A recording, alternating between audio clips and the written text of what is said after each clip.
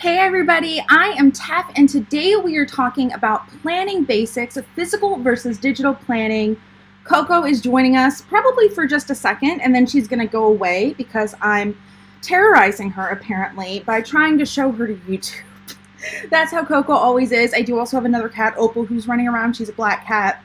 I actually am considering myself a crazy cat lady, like not that I'm crazy, but I'm crazy about cats. Anyway, so as I said, today we are talking about physical planning versus digital planning. We're not really focusing on brands today, though I do have planners from a few different brands that I'm going to show as examples for different things that I'm talking about while we do talk.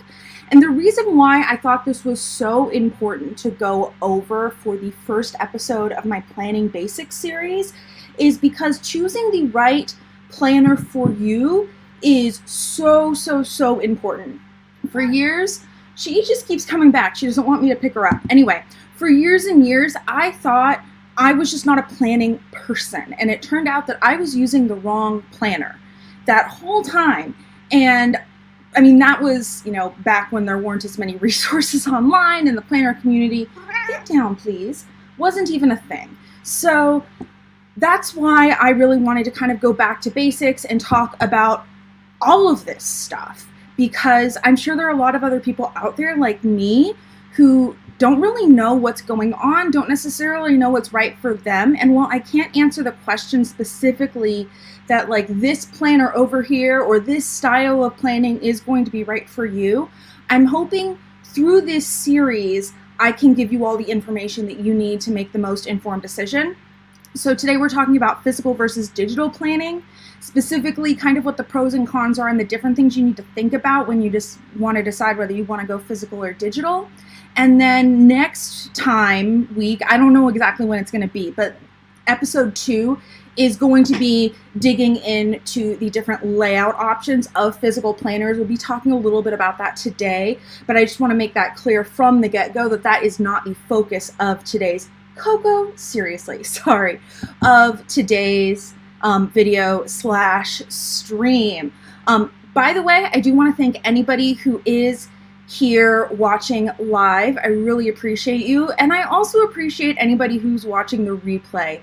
I try to make a lot of my lives as rewatchable as possible. Prior to doing lives, I was filming in one take with no editing, so it just made more sense to do it live. That way there is some interaction.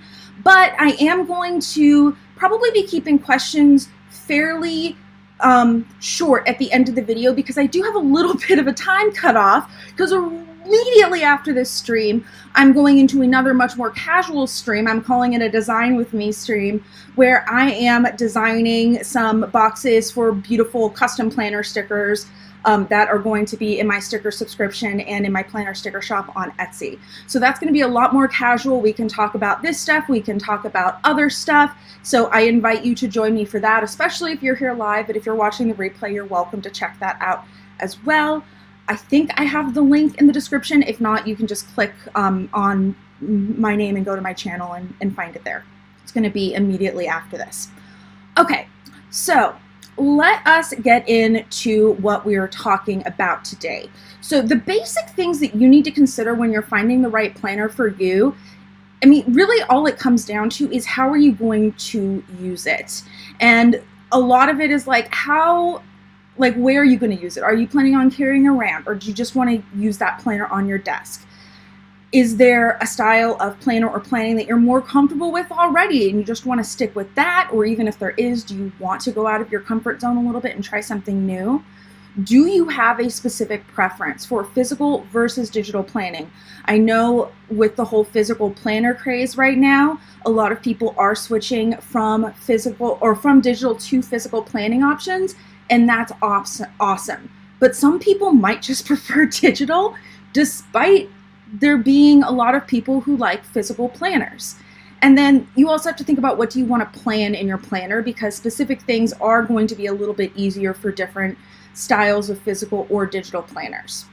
So first I'm going to talk about some of the things that you have to think about specifically when you're looking at physical planners, and then we'll talk about digital planners. A lot of the same things are going to apply as far as like where you're going to use it, but there's a lot of things with physical planners that you have to think about that you don't necessarily have to think about with your digital planning options. Are just a little bit different.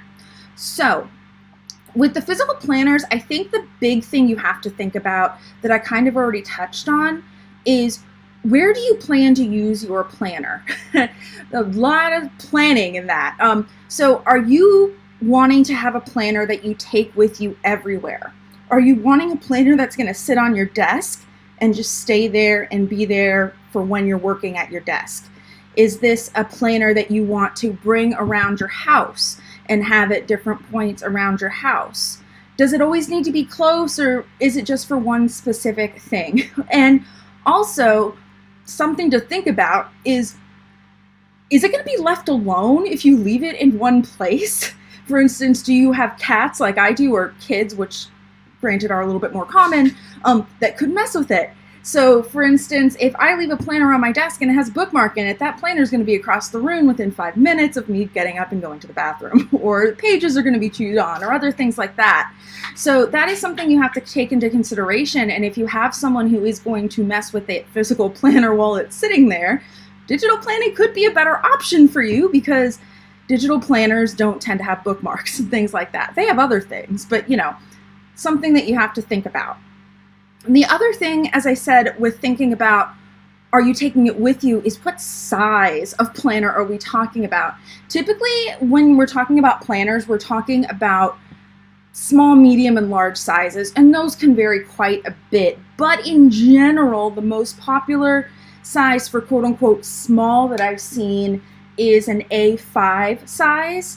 I have a variety of planners sitting around me. So let me go ahead and grab my A5 example. This one is from Erin Condren. A lot of my examples are from Erin Condren just because I have a lot of their products and I'm an affiliate with them.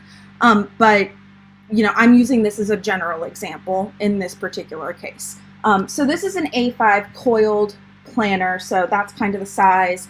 And then with medium, you usually are talking about something around a 7x9. So here are the two side by side. I think one of them's upside down or backwards, but it doesn't really matter. So here are the two sizes side by side. And then I don't have an example of the last one, but the large is often something around an 8.5x11. And those are especially great for teachers or people that want to be able to put pieces of paper in their planners without having to fold them and stuff like that.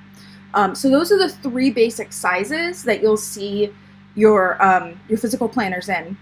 And the next thing you have to think about is binding. And this can be super, super important even if you don't realize it, especially if you are someone who would be considered neurodivergent. So someone with ADHD or someone who has autism or something like that, because a lot of those people, myself included, I don't mean to say that like others, but because I do have ADHD, we tend to be very picky about sensory experiences specifically. So for instance, a coil binding like is on here, some people find it really annoying as they're writing to have their hand bump into the coil. I personally like it because it allows me to fold the planner over and not have it take up as much room on my desk. And just in general, it is a better experience to have kind of a smaller footprint that I can move around. I hope that makes sense. Some brands, as you might be able to see, also have snap-in bookmarks. I have one here from Erin Condren that you can put on the coils. So there's also some other benefits to going the coil route. You also have your soft-bound planners. I have one here from Wordsworth. So these, the big benefit of these is these tend to lay much more flat, and these can be great for people who don't like the spiral, but they don't fold in half, which means it's going to take up more room wherever you're writing it, on your desk, and you can't fold it in half. So again, it's one of those things that it's just going to come down to personal preference, as it is with the binder style. I don't have a functioning A5 binder style. This is one from Erin Condren that I obviously never put together, but A5 either from Kiki K or Erin Condren are very popular. You can also find bigger binders. This one's covered in cat hair. But a lot of people like these because you can kind of build your own planner.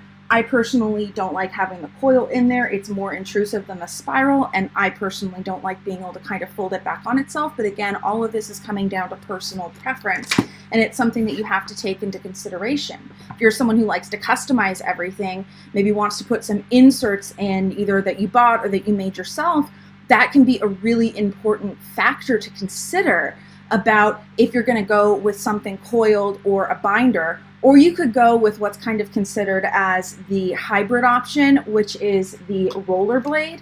Hope you can see that. But there are these little discs here, and they are definitely bigger than a lot of coils, and so a lot of people don't like them because they are such high profile. But it does allow you, I'm really bad at this. This is a Happy Planner, by the way. This is one of the most popular brands, but you can also find some others that use these discs. Anyway, let me see if I can actually pull this out. You can kind of pull out the pages and put them back in. So it's a little bit of a hybrid option, but again, it does have that higher profile than the coil does, but it does have the benefits, some of the benefits of the coiled of being able to be like folded back on itself and things like that. So that is an option that some people do like. It's not my personal preference. My personal preference is coiled, but again, things are going to work differently for everybody.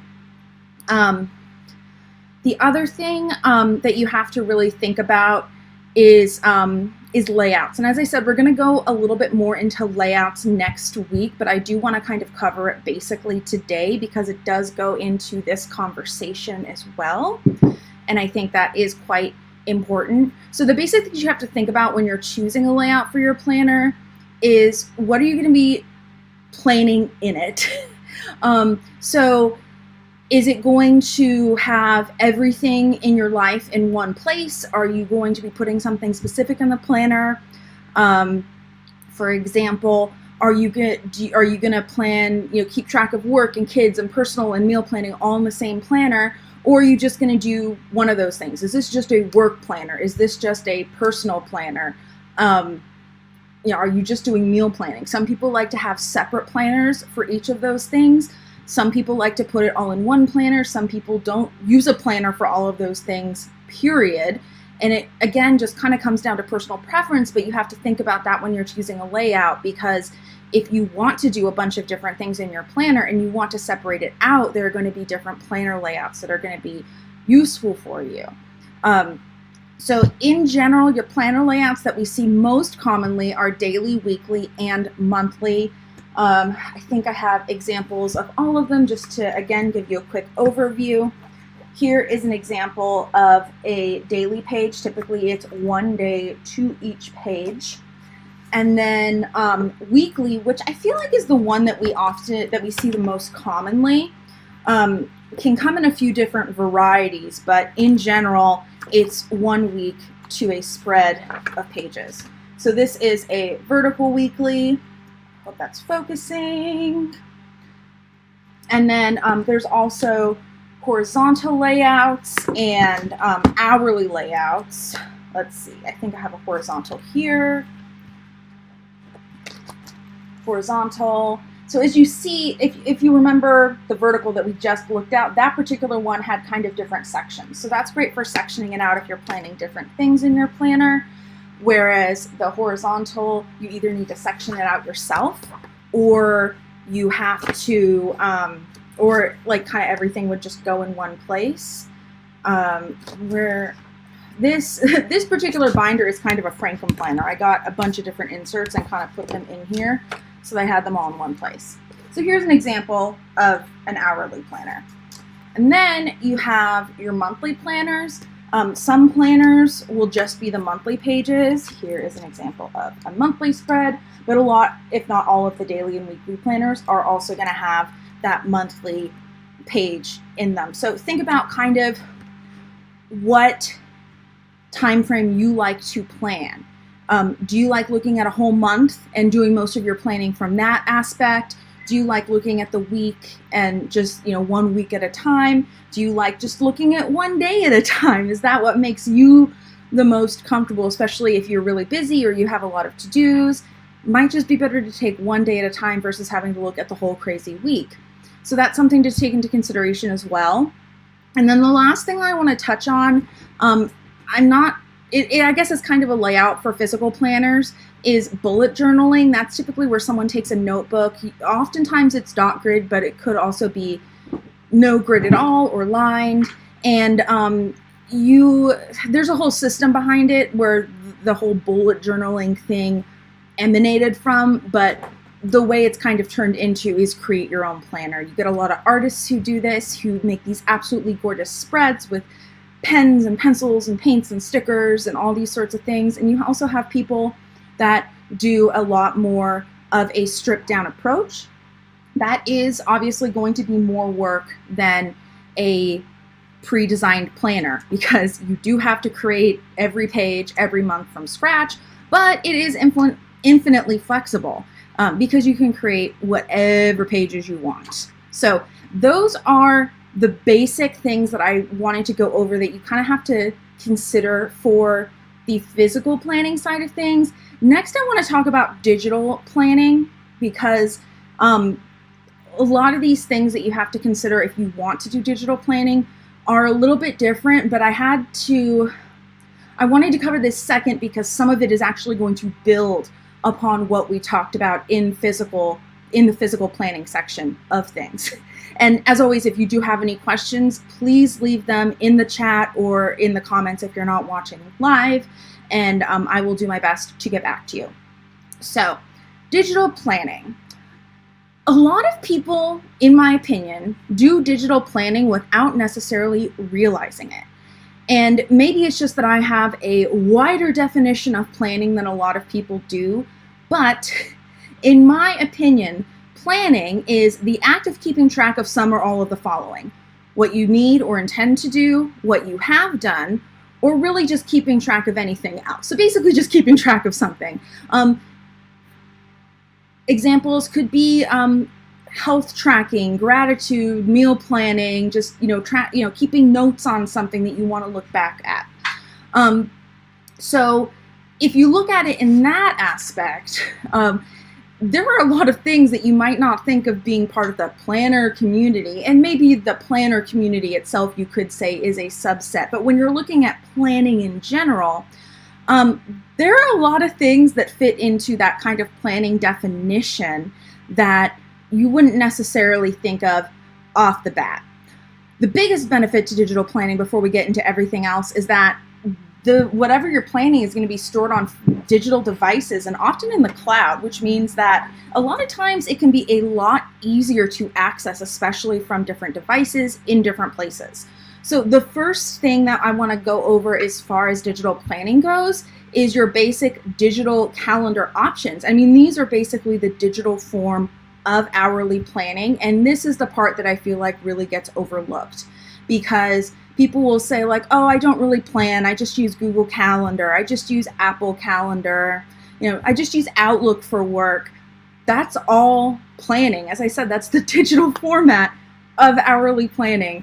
And so that really needs to be taken into account. And if that's how your brain works and what works for you, then that's perfectly fine. Even if you don't want to get into physical planning, I still think in that definition, you are a planner.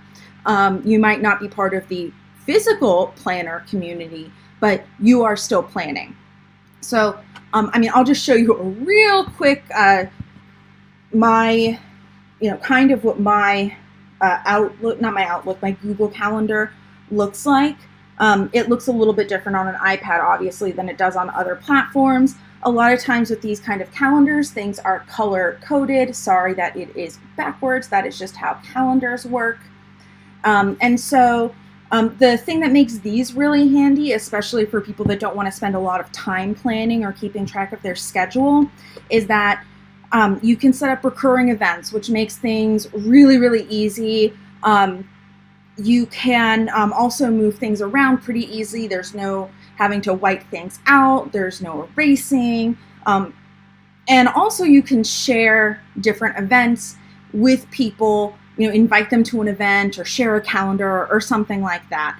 The downsides of this is that apart from the color coding, a lot of them can't really be decorated with stickers or pens or different things the way we would in physical planners. And that decoration is kind of what a lot of people think about when they think about like the planner community. So there is a little bit of a community aspect that you're losing from that.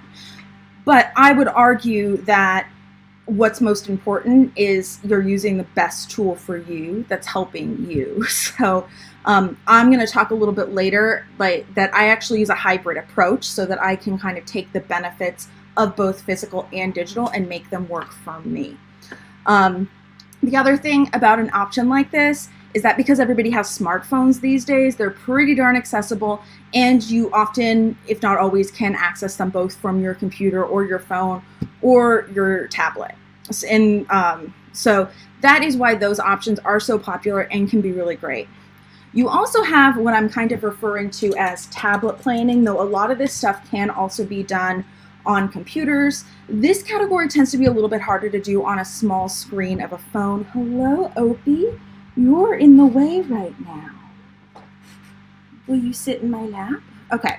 So this kind of tablet planning, in my mind, is kind of broken up into two categories. So you have apps that are specifically specialized, like Notion and Todoist and Trello, and I'm not really going to go over those today because honestly I added that in the script kind of last minute and I didn't have any of them prepped, but a lot of them are kind of like souped up note-taking apps in a lot of ways. You can kind of put different tasks or different projects, and I'm not explaining this very well, in different little cards or different other things.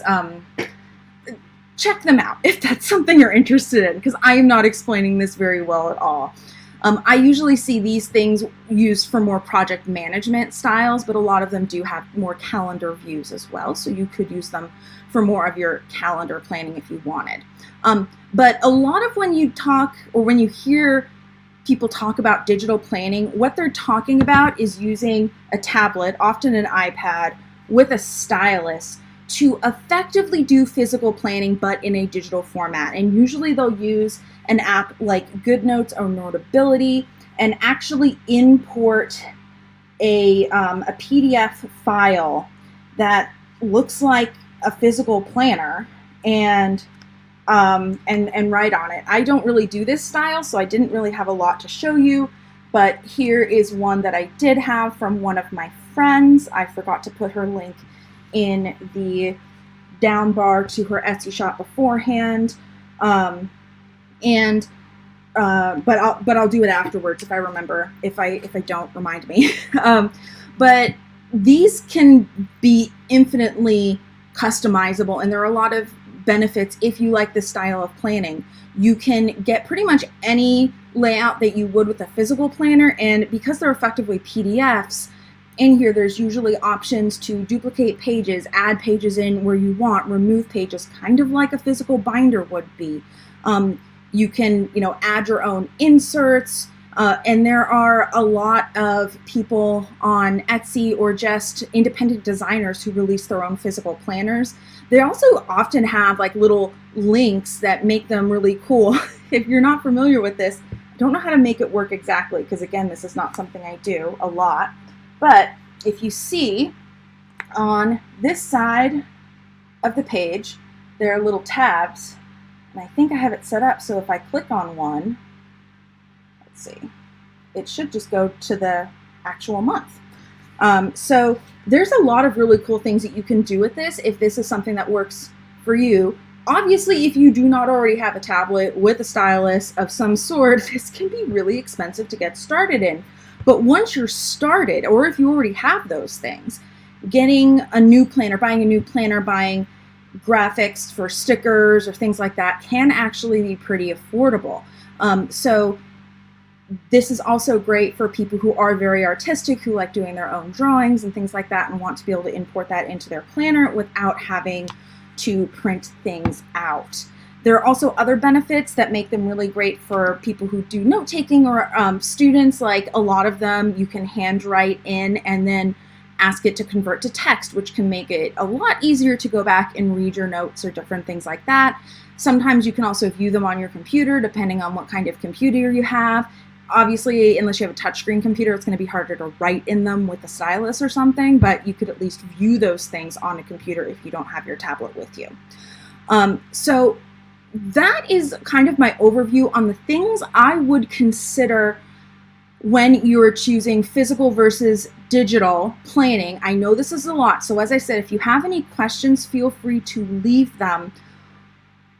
But before I let you go, and also to give you a little bit of a chance to leave me your questions, I want to explain what my system is, because as I mentioned, I use a hybrid system between physical and digital, and that might come as a surprise to some of you because I talk on this channel a lot about physical planners, and I run a whole Etsy shop where I sell planner stickers for physical planners. Even my digital items are printables. There aren't many of them, but I have them there.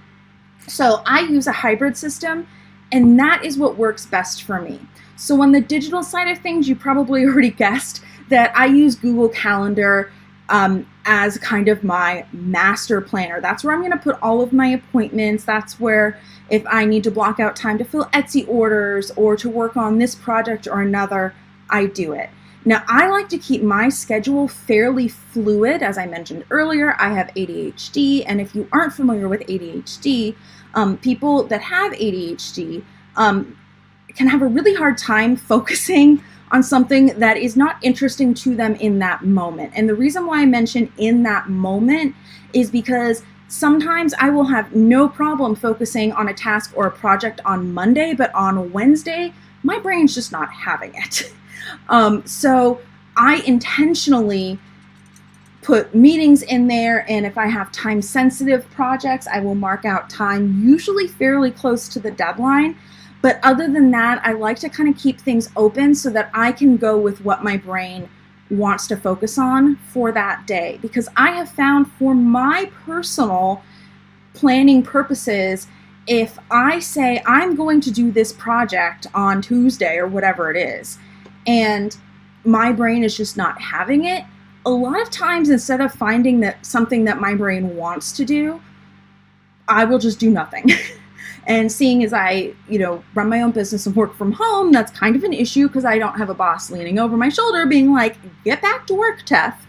Obviously, that is going to be different for everybody.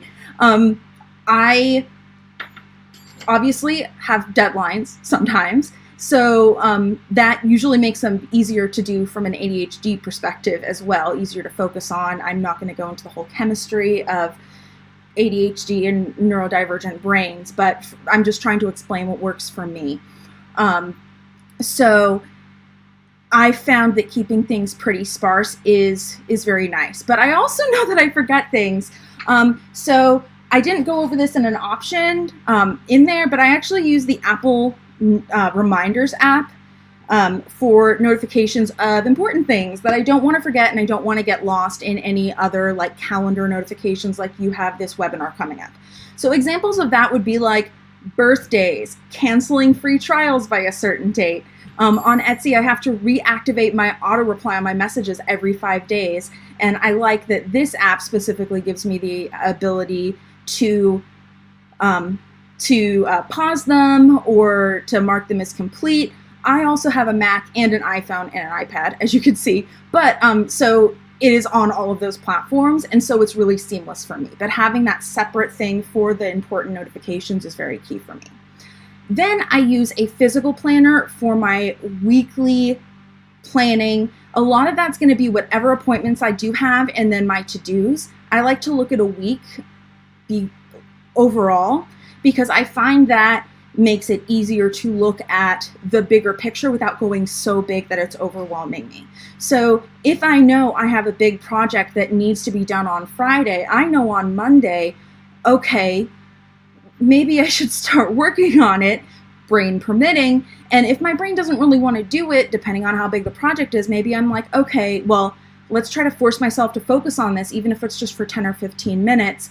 try to get into the flow. But if it's something really small that's due on Friday and I know I can just bust it out in a half an hour, I know I can wait. So having that big picture look at the whole week at a time really helps me.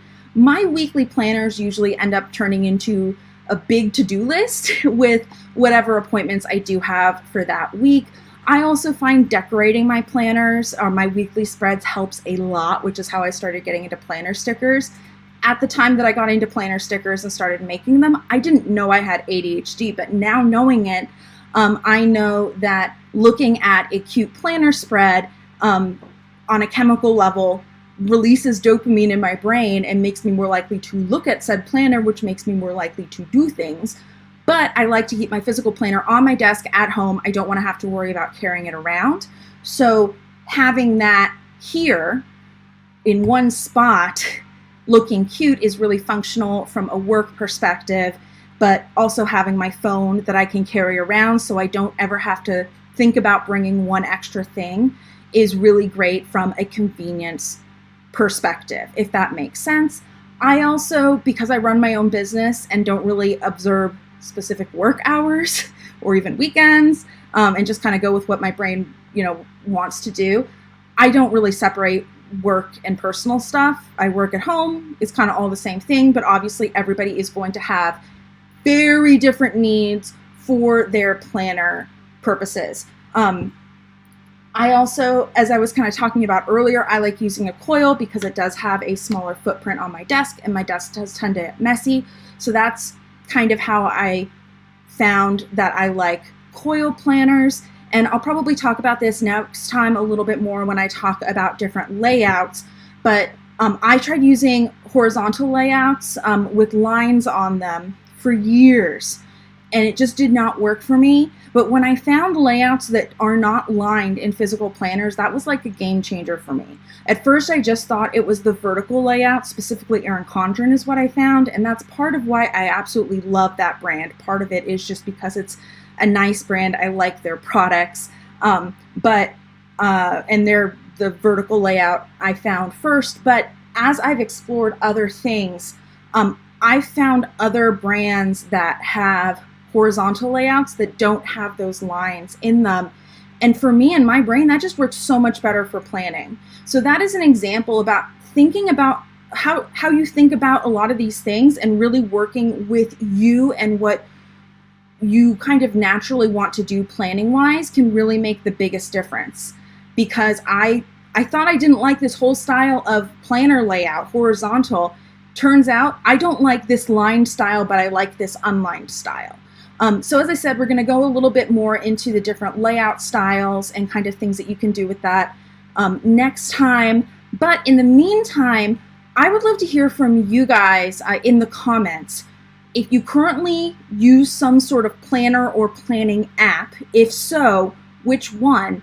And if you don't, are you leaning towards one? Or are you still kind of confused? I know I went through a lot of information, a lot of things to consider, and I didn't necessarily say this is the right one for you. So the comments is a great place for you to ask those questions or me to help you figure that out, maybe offer some suggestions and things like that. I will be monitoring those for a little while. I can't say I will indefinitely, but I hope that I can be as helpful as possible.